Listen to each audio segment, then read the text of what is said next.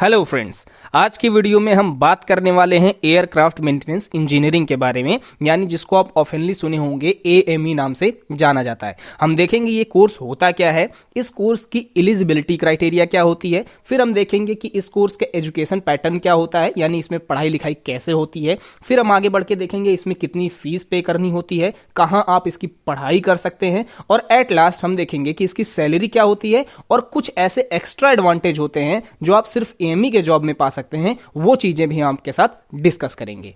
चलिए सबसे पहले हम यही देख लेते हैं कि एयरक्राफ्ट मेंटेनेंस इंजीनियर क्या करता है। तो ध्यान रखिए, जैसा इसका नाम है वैसा ही इसका काम है। इनका काम होता है कि जब कभी भी एयरक्राफ्ट रनवे से टेक ऑफ करे उसके पहले उसके पास एक सर्टिफिकेट हो जिसे कहते हैं फिट टू फ्लाई। इसका मतलब ये होता है कि एयरक्राफ्ट मेंटेनेंस इंजीनियर एक सर्टिफिकेट पर साइन करके देता है पायलट को कि आपका एयरक्राफ्ट पूरी तरह से ठीक है, इसके सारे कंपोनेंट एयर वर्दी कंडीशन में हैं, यानी कि बिल्कुल अच्छे हैं, आप इनको लेकर के टेक ऑफ कर सकते हैं। यानी बिना एयरक्राफ्ट मेंटेनेंस इंजीनियर के सिग्नेचर के कोई भी एयरक्राफ्ट रनवे से टेक ऑफ नहीं कर सकता है। तो यही काम होता है एक एयरक्राफ्ट मेंटेनेंस इंजीनियर का। मान लीजिए कि आपने एएमई कोर्स चूज किया, तो इनका एलिजिबिलिटी क्राइटेरिया जानना बहुत जरूरी है। इसके लिए आपको फिजिक्स, केमिस्ट्री, मैथ से 10+2 यानी 12th क्लास पास होना चाहिए, और अगर ये नहीं है तो आपको 10th प्लस इसी के इक्विवेलेंट कोई डिप्लोमा क्लास होनी चाहिए आपके पास, या फिर अगर आप फिजिक्स, केमिस्ट्री, मैथ से नहीं है तो आप NIOS से आप फिजिक्स, केमिस्ट्री, मैथ में 12th पास करके उसके बाद इस कोर्स के लिए एलिजिबल हो सकते हैं। इसके अलावा आपको किसी भी तरह का कलर ब्लाइंडनेस नहीं होना चाहिए, यानी आप अलग अलग कलर को सेपरेटली पहचान सकते हो। आपको कोई एक्स्ट्रा फिजिकल डिसेबिलिटी नहीं होनी चाहिए, जैसे कि आपके हाथ या पैर में कोई ज्यादा प्रॉब्लम हो, और इसके बाद आप जा सकते हैं किसी भी एएमई कॉलेज में जो DGCA यानी director general of civil aviation के द्वारा CAR 147 में अप्रूव्ड हो। अगर आप ये चेक करना चाहते हैं कि कौन से कॉलेजेस ऐसे हैं जो CR 147 में अप्रूव्ड हैं, तो उसके लिए आप DGCA की ऑफिशियल वेबसाइट यानी कि dgca.gov.in पर जाकर के कॉलेजों की लिस्ट देख सकते हैं। फिर बात आती है इनकी एजुकेशन पैटर्न की। तो इनका एजुकेशन बाकी और इंजीनियरिंग की ही तरह होता है, इसमें भी बहुत ढेर सारे स्ट्रीम्स होते हैं जो मैं आपको एक एक करके बताता हूं। एयरक्राफ्ट मेंटेनेंस इंजीनियरिंग में टोटल 4 कैटेगरीज होती हैं। सबसे पहला होता है कैटेगरी A, दूसरा है कैटेगरी B1, तीसरा है कैटेगरी B2 और लास्ट है कैटेगरी C।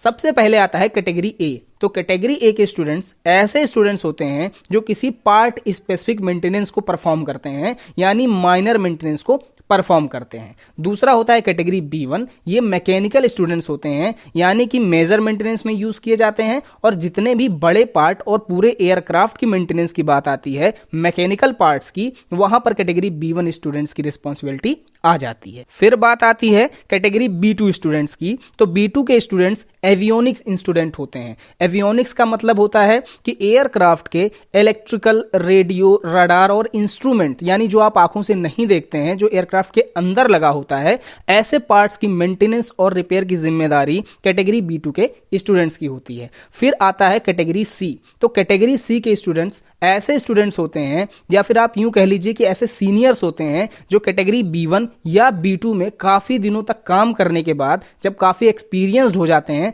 तो इन्हें बेस मेंटेनेंस में रिपेयर और ओवरऑलिंग के लिए भेजा जाता है। यानी कि जो कैटेगरी B1 और B2 स्टूडेंट्स चीजें मेंटेन करते हैं, जब उनमें ज्यादा दिक्कत आती है, ज्यादा डिफिकल्टीज आ जाती हैं, तब उन्हें बेस मेंटेनेंस में रिपेयर और ओवरऑलिंग के लिए भेजा जाता है, जिसकी रिस्पॉन्सिबिलिटी कैटेगरी C के एक्सपीरियंस पर्सन के पास होती है। अब जो कैटेगरी A और कैटेगरी B1 है, इनकी कुछ सब कैटेगरीज भी हैं, यानी कि इनके अंदर भी कुछ पार्ट्स हैं जिनको हम डिस्कस करेंगे। उससे पहले मैं आपको यह बता दूं कि आजकल के जितने भी मॉडर्न एयरक्राफ्ट्स हैं वो टरबाइन इंजन का यूज करते हैं, ठीक है। और इसी तरह से कुछ ऐसे हेलीकॉप्टर्स भी होते हैं जो मॉडर्न और काफी बड़े होते हैं, वो भी टरबाइन इंजन का यूज करते हैं। और जितने छोटे हेलीकॉप्टर्स या छोटे एरोप्लेन्स होते हैं वो पिस्टन इंजन का यूज करते हैं, जो जनरली 2 या 4 सीटर के होते हैं। अब समझिए कि इनकी सब कैटेगरीज कैसे कैसे होती हैं। सबसे पहले बात करते हैं हम कैटेगरी A की। तो कैटेगरी A 4 तरीके का होता है। कैटेगरी A1, A2, A3 और A4।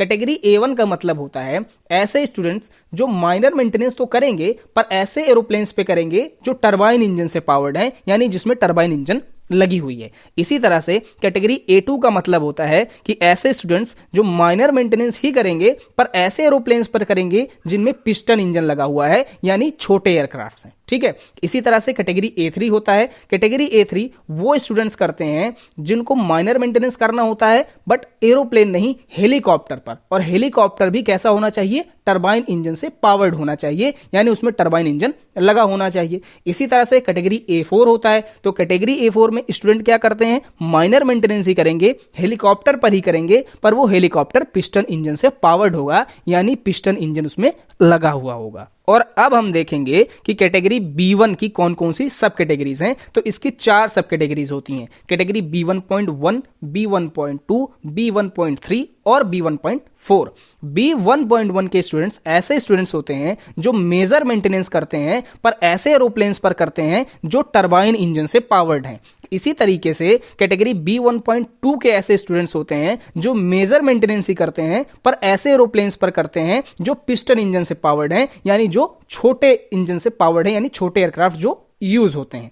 तीसरा होता है B1.3। ये ऐसे स्टूडेंट्स होते हैं जो मेजर मेंटेनेंस करते हैं लेकिन हेलीकॉप्टर पर करते हैं, और हेलीकॉप्टर के साथ भी कंडीशन होती है कि वो टरबाइन इंजन से पावर्ड होना चाहिए। फिर आता है हमारा B1.4। तो ये ऐसे स्टूडेंट्स होते हैं जो मेजर मेंटेनेंस करते हैं, हेलीकॉप्टर पर भी करते हैं, लेकिन जो हेलीकॉप्टर होता है वो पिस्टन इंजन से पावर्ड होता है। तो ये होती है हमारी कैटेगरी A और कैटेगरी B1। और अगर कैटेगरी B2 की बात करें तो कैटेगरी B क्योंकि इलेक्ट्रिकल है, यानी कि रेडियो राडार इंस्ट्रूमेंट से रिलेटेड है, जो कि किसी भी तरह के एयरक्राफ्ट में लगेगा, चाहे वो पिस्टन इंजन से पावर्ड हो या फिर वो टरबाइन इंजन से पावर्ड हो। इसी कारण से B2 की कोई और सब कैटेगरी नहीं होती है। और कैटेगरी C जो है वो क्योंकि सीनियर पर्सन बनते हैं, तो इस कारण से वो जिस भी फील्ड से हैं उसी फील्ड का उन्हें सीनियर पर्सन बना दिया जाता है। ये तो आपने देख लिया कि जब आपको एडमिशन लेने के लिए जाना है उनसे पहले की नॉलेज, यानी यहाँ ये इन बातों का ध्यान रखना है, हमें कौन सी कैटेगरी सेलेक्ट करनी है, हमें किस स्ट्रीम में जाना है।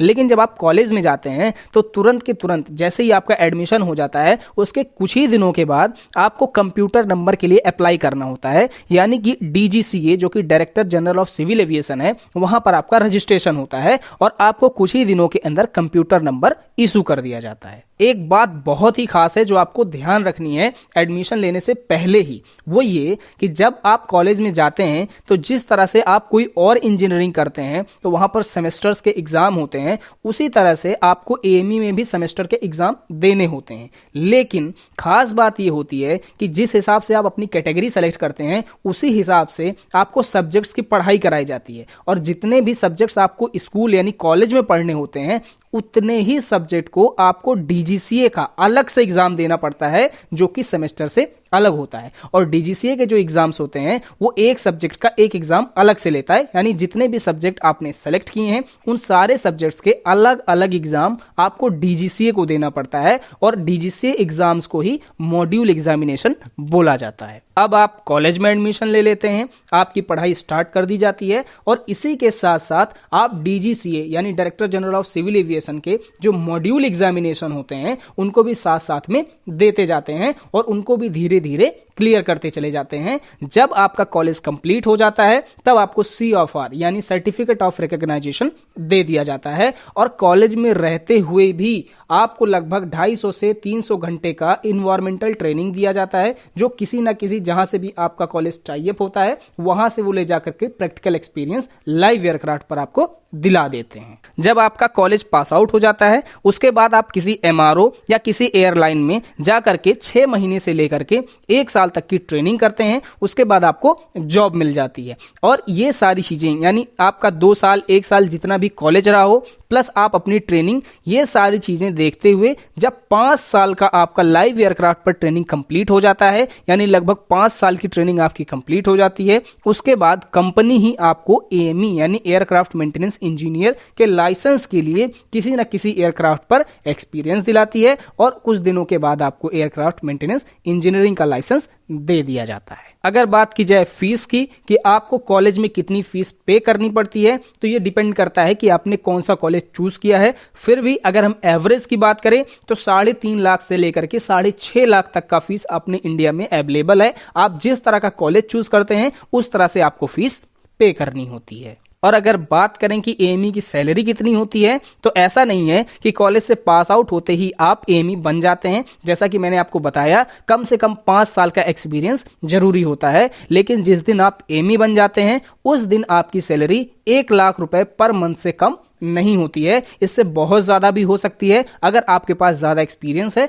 और अगर आप किसी अच्छी कंपनी में जॉब कर रहे हैं तो। इसके अलावा आपको एक बहुत बड़ा एडवांटेज मिलता है अगर आप एएमई का लाइसेंस ले लेते हैं, तो वो ये कि ओवरऑल अराउंड द वर्ल्ड आप 192 कंट्रीज में विजिट कर सकते हैं बिना किसी वीजा के। यानी आप फ्री होते हैं कि 192 कंट्रीज में आप कहीं पर भी जा सकते हैं। तो ये पूरी बात हो गई हमारे एयरक्राफ्ट मेंटेनेंस इंजीनियरिंग की। अगर आपको कोई डाउट हो या और भी ज़्यादा डिटेल में इस पे वीडियो चाहिए हो तो हमें कमेंट करके ज़रूर बताइए। और वीडियो पसंद आया करे तो प्लीज़ लाइक किया करिए, शेयर किया करिए, सब तक पहुंचाया करिए ताकि सभी लोग इस कोर्स का बेनिफिट उठा सकें और सभी लोग इस बारे में जान सकें। Thank you.